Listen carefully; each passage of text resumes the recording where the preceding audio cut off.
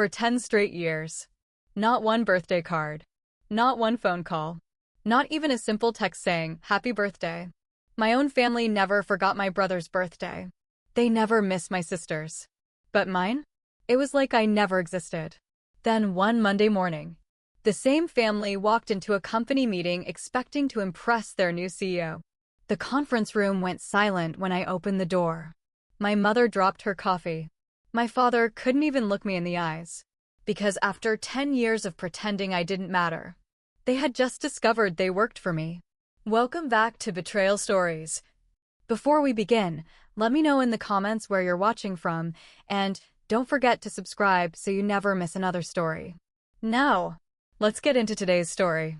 My name is Emily Parker, and for most of my life, I believed birthdays were supposed to be special.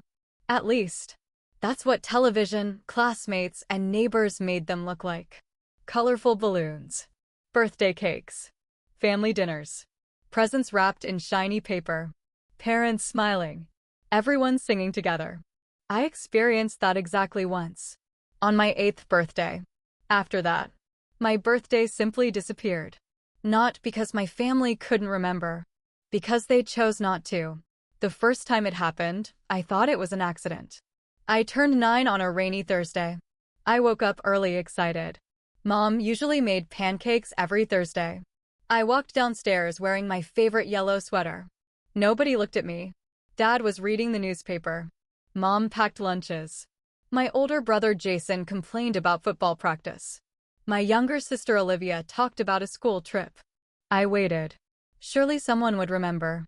Breakfast ended. Everyone grabbed their bags. Dad picked up his car keys.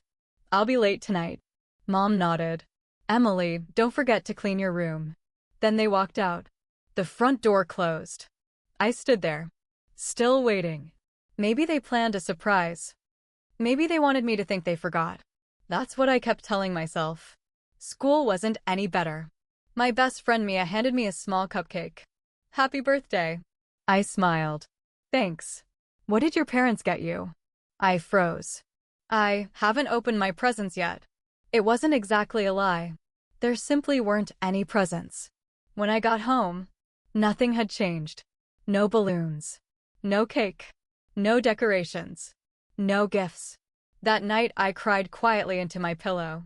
I told myself they were just busy. Parents make mistakes. Next year would be different. I believed that. Until next year came. My 10th birthday arrived. This time, my family wasn't too busy. They simply had something more important. Jason had a baseball tournament. The entire family drove 3 hours to watch him play. I stayed home with my aunt. Nobody mentioned my birthday. Not once. They came home late that evening celebrating Jason's victory. Mom hugged him. "We're so proud of you." Dad ordered pizza. Jason received a new baseball glove. Then everyone went to sleep. Around midnight, Mom remembered. She opened my bedroom door. Oh, she looked embarrassed. I completely forgot. She handed me $20. "We'll celebrate another day." We never did. By the time I turned 12, I stopped expecting anything. Every birthday followed the same pattern. Someone else's event. Someone else's celebration. Someone else's achievement. Mine became invisible. The strange part wasn't forgetting. It was remembering everyone else's. Dad never missed Jason's birthday. Every year they rented a bowling alley. Every single year. Olivia received themed birthday parties. Princesses. Swimming pools. Movie nights. Sleepovers. Professional photographers. I received silence. Eventually, people at school stopped asking. Even teachers noticed. One afternoon my English teacher, Mrs. Collins, called me after class. "Emily?" "Yes." "I've noticed something." "What?" "You never talk about your family." I forced a smile. "They're busy." She looked at me for a long moment. "I hope you know," she said softly. Being busy isn't the same as not caring. At 12 years old, I didn't understand those words. Now, I understand them perfectly. Things became even more painful when social media arrived. Every year, my parents posted long birthday messages for Jason, our amazing son. So proud of you. Our future champion. Thousands of likes. Hundreds of comments. For Olivia. Our beautiful princess. The light of our family. Photos. Videos. Birthday parties. Then my birthday came. Nothing. Not a single picture. It was almost as if I had disappeared. 1 year. A neighbor commented under Mom's post. You have another daughter, don't you? Mom replied. Oh yes. Emily. Just Emily. No picture. No birthday. Nothing. Reading that hurt more than I expected. When I turned 16, I decided to stop hoping. Instead, I got a part-time job at a bookstore.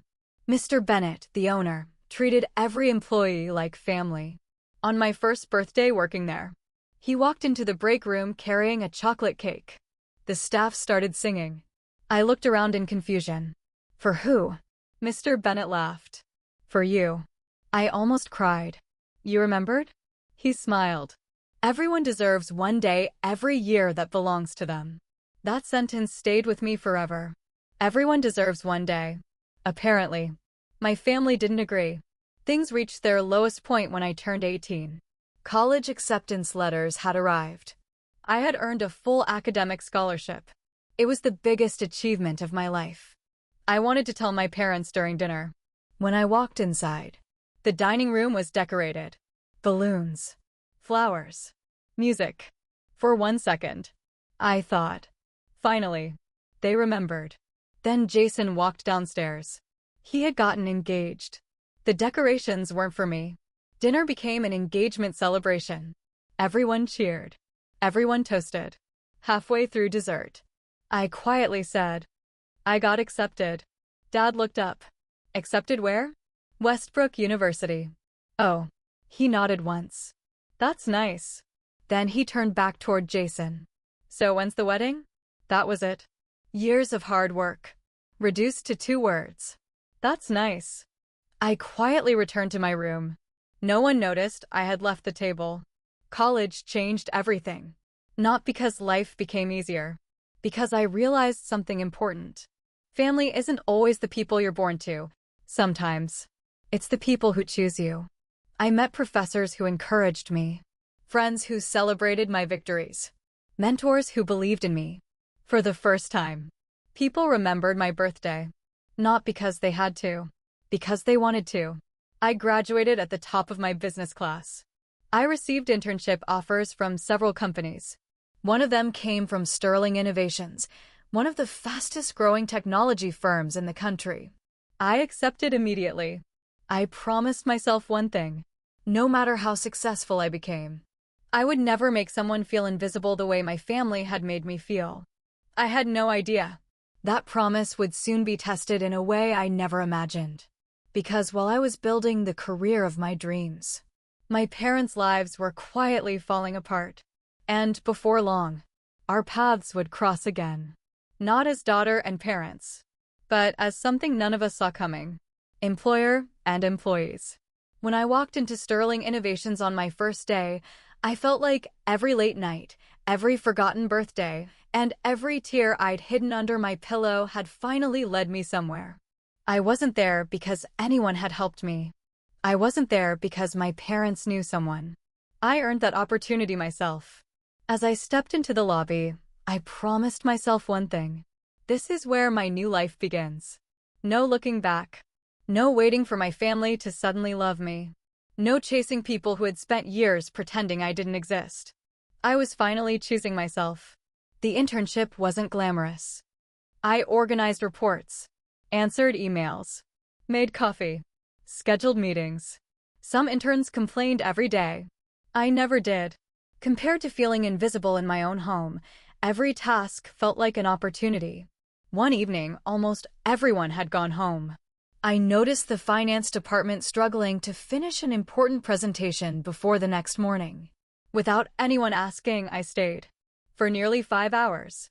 I checked numbers, corrected mistakes, designed cleaner charts. By midnight, the presentation looked completely different. The next morning, my manager, Sarah Mitchell, walked over to my desk. Emily. Yes. Did you stay late yesterday? I nodded. I thought the team needed help. She smiled. You just saved us from presenting incorrect financial data to one of our biggest clients. I shrugged. It seemed important. Sarah laughed. You're going to do very well here. That was the first compliment I'd received from a supervisor. It meant more than she probably realized. 6 months later, my internship ended.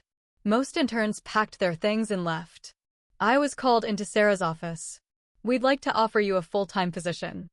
I couldn't believe it. Really? She smiled. You've earned it. I signed the contract before leaving the room. That evening, I wanted to tell my parents. Not because I expected praise. Just because. They were still my parents. I called Mom. She answered after several rings. Hello. Mom. I got hired.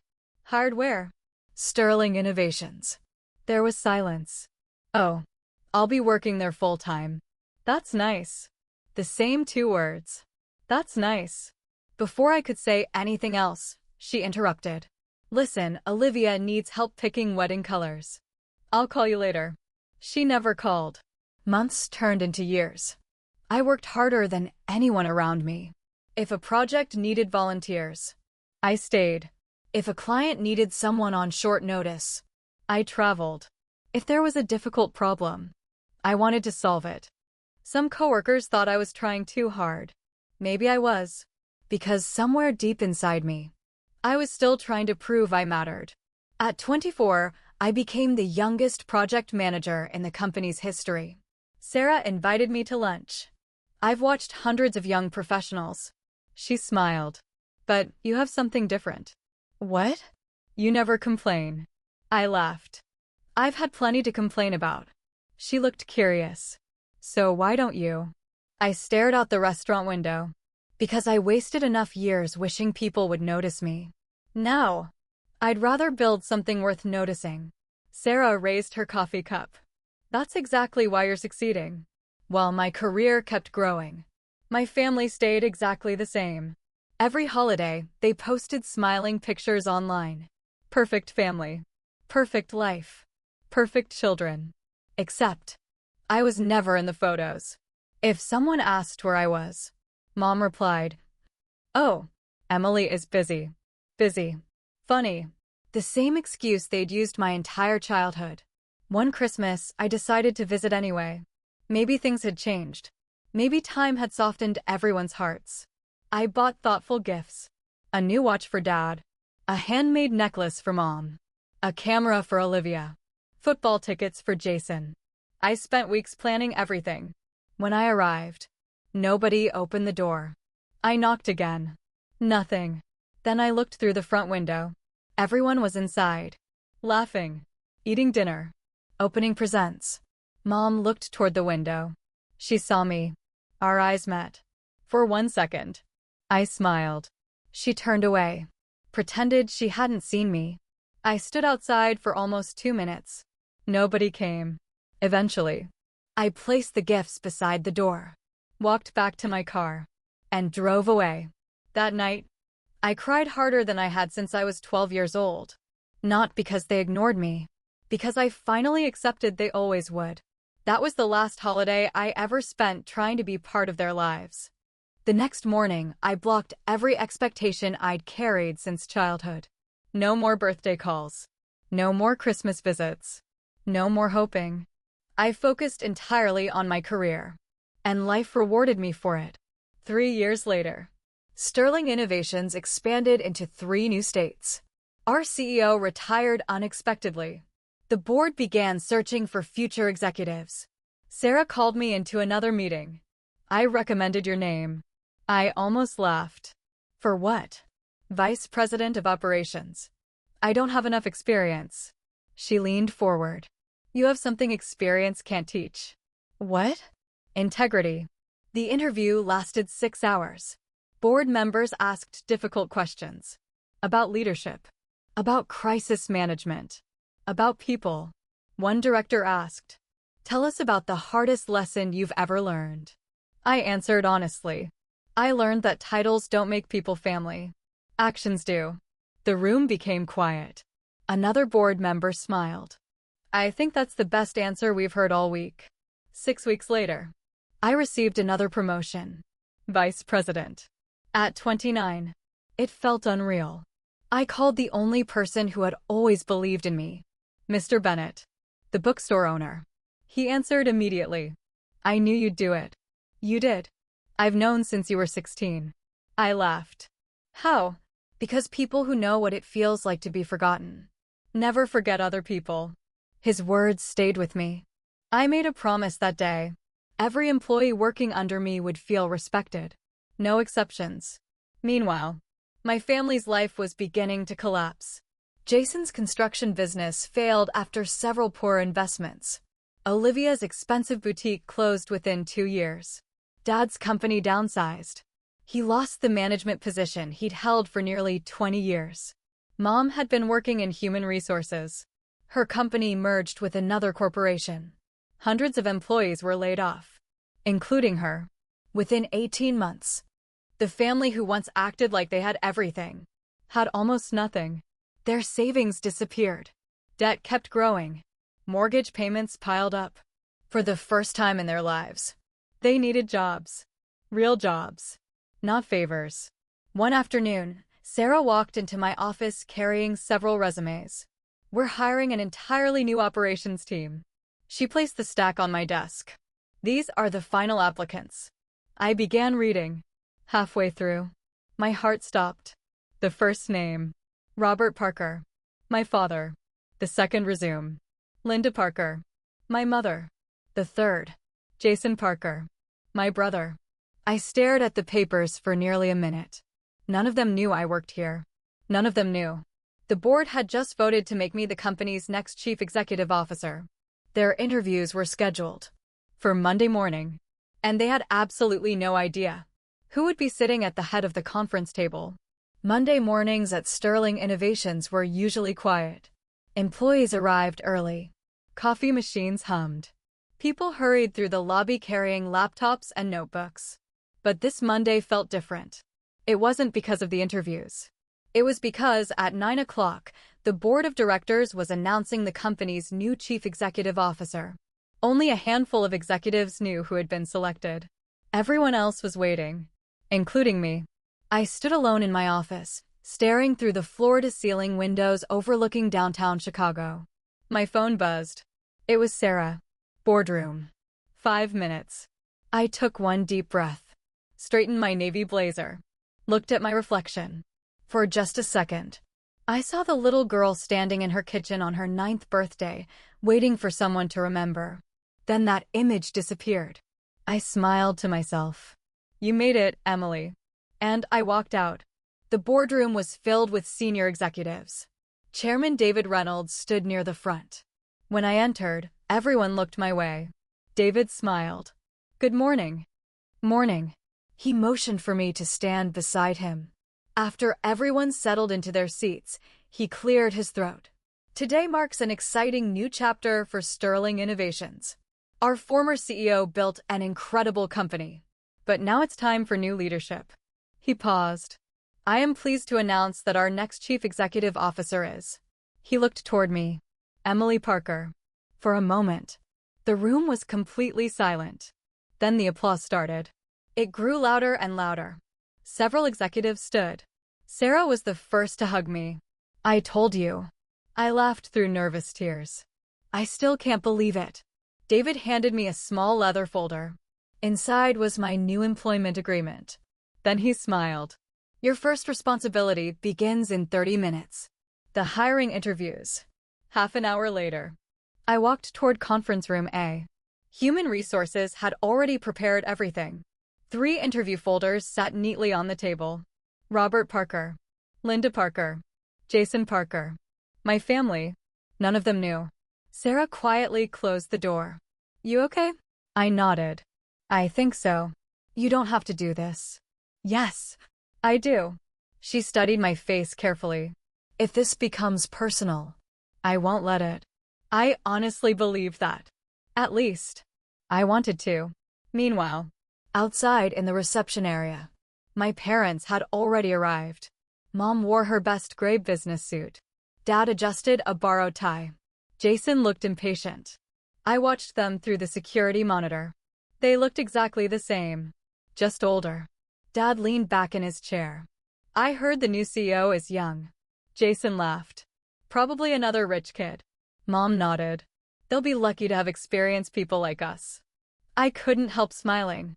If only they knew. The receptionist approached them. Mr. Parker? Yes. The CEO will see you shortly. Dad looked surprised. The CEO is interviewing us personally?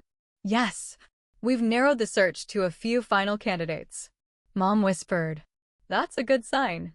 Jason grinned. If we impress the CEO, we're set. Inside the conference room, I closed their resumes. There was no point reading them again. I already knew them better than anyone. Or at least, I thought I did. A soft knock interrupted my thoughts. Sarah opened the door. They're ready. I nodded once. Send them in. The door opened. Dad entered first. Mom followed. Jason walked in behind them. None of them looked up immediately. They were busy arranging folders and resumes. Dad smiled politely. Good morning. Then, he looked toward the head of the table. His smile disappeared. Mom froze. Jason blinked twice. Nobody moved. Nobody spoke. The silence lasted nearly 10 seconds. Finally, Dad whispered, Emily? I smiled professionally. Good morning. Mom looked completely confused. What? What are you doing here? I work here. Jason laughed nervously. No. I mean, why are you sitting there? I folded my hands. Because I'm conducting today's interviews. Another long silence. Then Dad quietly asked, You're the CEO. I nodded. Yes. Mom's face turned completely pale. She looked around the room as if waiting for someone to explain the joke. Nobody did. Because it wasn't one. Jason tried laughing again. Very funny. When does the real interview start? Sarah stepped inside carrying additional paperwork. She looked at Jason. This is the interview. She placed the employment contracts beside me, then left, closing the door behind her. Mom slowly sat down. Her hands were shaking. I didn't know you worked here. I know. Dad cleared his throat. Congratulations. Thank you. It was the first sincere compliment he'd given me in years. Strange how different it felt now. I opened the first resume. Robert Parker. He nodded. Yes. I see you've managed regional operations for 19 years. Correct. What leadership philosophy do you believe is most important? Dad answered confidently. You should value every employee. The words almost made me laugh. Instead, I simply asked, every employee? Absolutely. No exceptions? He smiled. No exceptions. I wrote something on my notepad. He had no idea why. Next came Mom. Linda Parker. She smiled weakly. You spent 15 years in human resources. Yes. What would you say is the most important responsibility of management? She answered immediately. Making every employee feel respected. Again, I wrote something down. Not because of her answer. Because of the irony. Jason's interview came last. He talked about teamwork, communication, supporting people, listening, encouraging others. Everything sounded perfect. On paper. When the formal questions ended, I closed the folders. Normally, that would have ended the interview. Instead, I leaned forward. I have one final question. All three looked at me. It's not about business. It's about character. Dad nodded. Go ahead. I took a slow breath. Imagine you have a daughter. Mom's eyes immediately dropped toward the table. You remember everyone else's birthday. Your sons. Your younger daughters. Friends. Neighbors. Coworkers. But for 10 years, you forget hers. Every year. No phone calls. No cake. No presents. Nothing. I paused. What would you say to that daughter? Nobody answered. Jason looked uncomfortable. Dad stared at the table. Mom quietly wiped away a tear. I continued. Now imagine. That same daughter grows up. Builds a successful career. Without your support. Without your encouragement. And one day, you walk into her office asking for a job. The room became painfully quiet. Mom finally whispered, "Emily." I. I gently raised my hand. This isn't about revenge. It's about understanding. I've spent years wondering something. I looked directly at all three of them. I just want to know, why was I so easy to forget? Nobody spoke. Because for the first time in their lives, there wasn't an excuse big enough to answer that question. Nobody answered. The conference room felt impossibly quiet. The air conditioner hummed softly above us, but even that seemed louder than anyone's breathing. I looked from my father, to my mother, to Jason. For years, I'd imagined this moment. I thought I'd be angry. I thought I'd finally tell them everything I'd been holding inside. Instead, I just felt tired. Tired of carrying questions no child should have to ask. Finally, I broke the silence. I asked one question. Why was I so easy to forget? Dad slowly took off his glasses. He rubbed his eyes before speaking. It wasn't because we didn't love you. I smiled sadly. That's always the first sentence people use. But what comes after usually hurts even more. He nodded. You're probably right. Mom stared at her hands. Her voice barely rose above a whisper. You were different. I frowned. Different. She nodded. You never demanded attention. You never threw tantrums. You never asked for expensive things. You always said, it's okay. She wiped away another tear. And we started believing you really meant it. I looked at her in disbelief. So, because I didn't complain, you stopped trying? She couldn't answer. Dad finally spoke again. Jason was always getting into trouble. If we didn't watch him, he'd make another bad decision. I glanced toward my brother. He lowered his head. Dad continued. Olivia had health problems when she was little. We were constantly taking her to specialists. She needed more attention. And you. He stopped. You always seemed strong. I laughed quietly. I wasn't strong. I was lonely. Those words hung in the room. Nobody argued. Because they knew they were true. Jason cleared his throat. I should say something. I looked at him. He took a deep breath. I knew. What? I knew they forgot your birthday. Every muscle in my body tensed. You knew. He nodded. I remembered every year. I stared at him. Then why didn't you say anything? His eyes filled with guilt. Because I liked being the favorite. The honesty shocked me. It made me feel important. He swallowed hard. I told myself you'd be okay. You always smiled. I shook my head slowly. I smiled because nobody cared enough to notice when I didn't. For the first time, Jason started crying. Not loudly, just quietly. The kind of tears people cry when they're finally forced to face themselves. I was a terrible brother. I didn't answer, because I didn't know if those words were enough. Mom suddenly reached into her purse. She pulled out a small envelope. I've carried this for almost a year. She placed it on the table. What is it? Open it. I carefully unfolded the paper inside. It was a birthday card. Simple. Blue flowers on the front. Inside, nothing was written except one sentence. Happy birthday, Emily. I'm sorry I'm 10 years late. I looked up. Mom was crying openly now. I bought that card last year. I wanted to call. I picked up my phone 5 different times. But every time, I felt ashamed. So I put the card away. I quietly folded it again. Why today?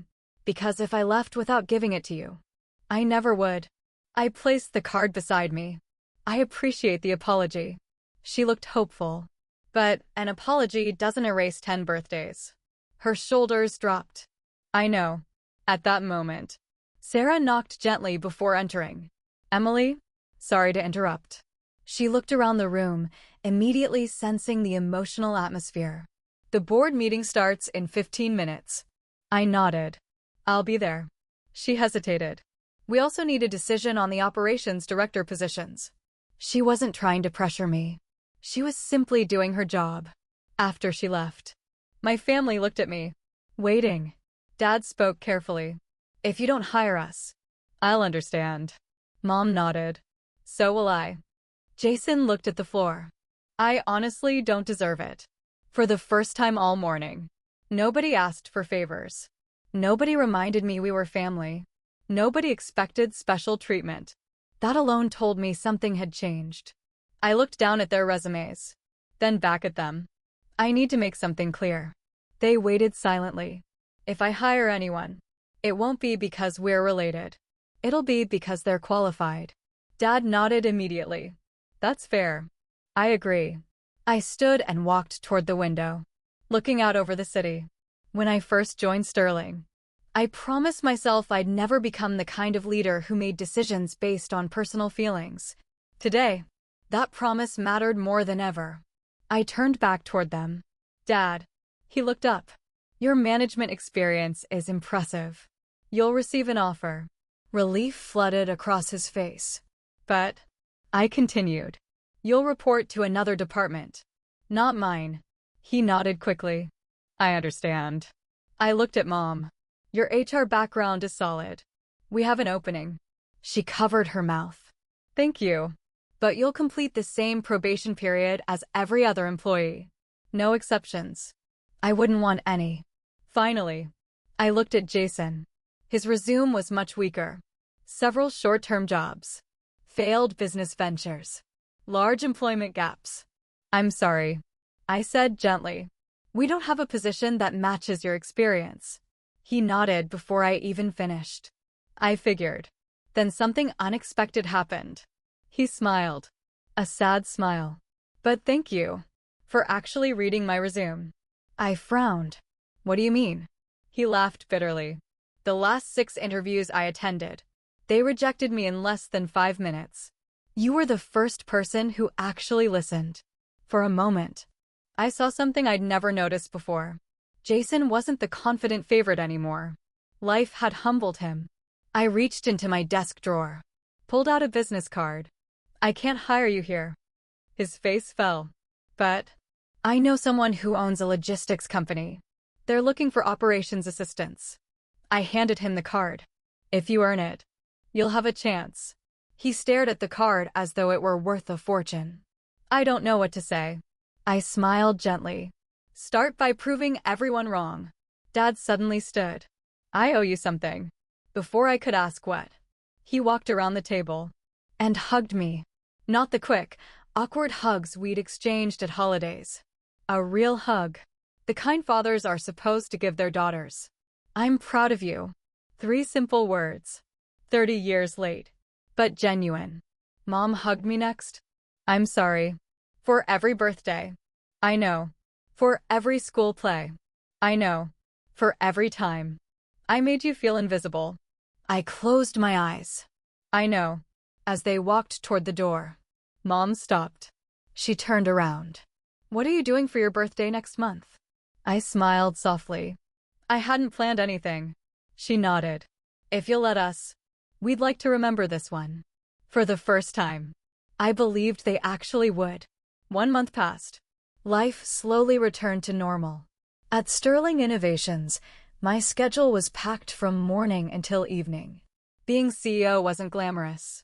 It meant making difficult decisions, listening more than talking, helping people solve problems they couldn't solve alone. Every morning, I reminded myself of one promise. No employee would ever feel invisible. Not while I was leading the company. My parents started working at Sterling the following week. Just like I promised, there was no special treatment. Dad joined the operations department under another director. Mom worked in human resources on a different floor. We rarely crossed paths. When we did, they treated me exactly the way every employee treated the CEO. Professionally. Respectfully. They never mentioned our family during office hours. And I appreciated that. One afternoon, Sarah knocked on my office door. Do you have a minute? Always. She walked in carrying a small notebook. I've been watching your parents. I looked up. And? She smiled. They've changed. What makes you say that? She laughed. Your father stayed 3 hours late yesterday helping a new employee. He never mentioned who he was related to. And your mother. Sarah smiled wider. She noticed one of the interns sitting alone during lunch. So she invited her to eat with the team. I stayed quiet. Sarah looked at me. I don't know what happened before they came here. But they're different people now. For the first time, I allowed myself to hope. Maybe people really could change. Then, my birthday arrived. 31 years old. I woke up at 6:30. Made coffee. Looked at my phone. 3 birthday messages. One from Sarah. One from Mr. Bennett. One from my college roommate. I smiled. It was enough. I had stopped expecting anything else years ago. Around 10 o'clock. I was reviewing quarterly reports when my assistant entered. Emily? Yes. You have a visitor. I don't have any meetings. They said. She smiled. It's important. Before I could ask another question, the office lights suddenly went out. I looked up, confused. Then, the conference room doors opened. Musical note, happy birthday to you. The entire executive floor walked inside. More than 80 employees. Holding balloons, cupcakes, flowers. Someone had even decorated the room in blue and silver. My favorite colors. At the center stood Sarah, holding the biggest birthday cake I'd ever seen. I couldn't move. After everyone finished singing, Sarah laughed. You look shocked. I don't know what to say. She smiled. Then don't. Just enjoy today. The entire room applauded. For the first time in my life, my birthday wasn't forgotten.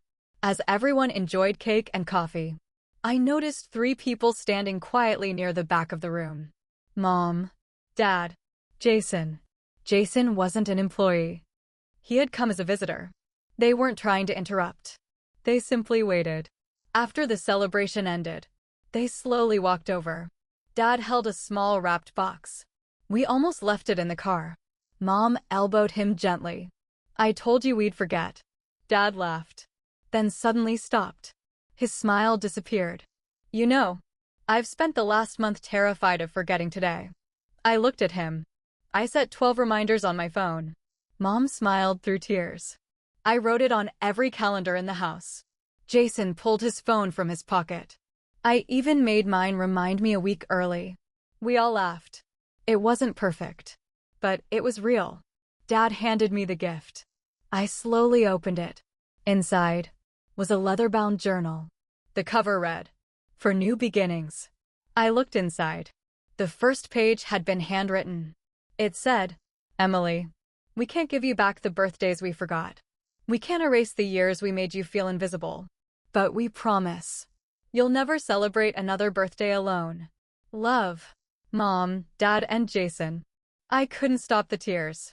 I don't know if we're too late, Mom whispered. I looked at the journal again, then back at them. For childhood. Yes, you are. Their shoulders dropped. But I continued. It's not too late to have a better future. Mom started crying again. Dad quietly hugged her. Jason smiled. The first genuine family moment I'd experienced in years. A few weeks later, Jason called me. I got the job. I smiled immediately. The logistics company? Yeah, they hired me. I'm proud of you. He laughed. You know, that's the first time you've ever said that to me. I should have said it years ago. 3 months passed. Our family slowly rebuilt something we never really had before. Not perfection. Trust. There were awkward conversations. Painful memories. Apologies. Some wounds healed quickly. Others took longer. That's how real families work. Healing isn't one conversation. It's choosing each other again and again. One Friday evening, Dad invited everyone to dinner. Nothing fancy. Just homemade lasagna. Halfway through the meal, he stood up holding a small photo album. I found these. He placed it on the table. Most of the pages showed Jason and Olivia. Birthday parties. School events. Family vacations. Then, near the end, there were empty plastic photo sleeves. Blank spaces. Dad quietly said, "Those were supposed to be your birthdays." I never took the pictures. Nobody spoke. He carefully removed the empty pages, then replaced them with photographs from my birthday at Sterling. The cake. The balloons. The journal. Our family together. He smiled.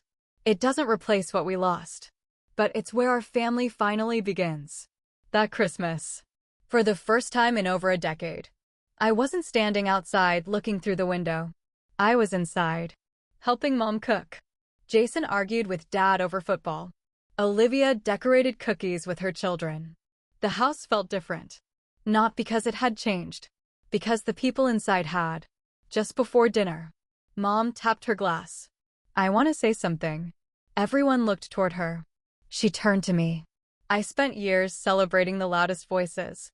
I forgot the quietest heart. She wiped away tears.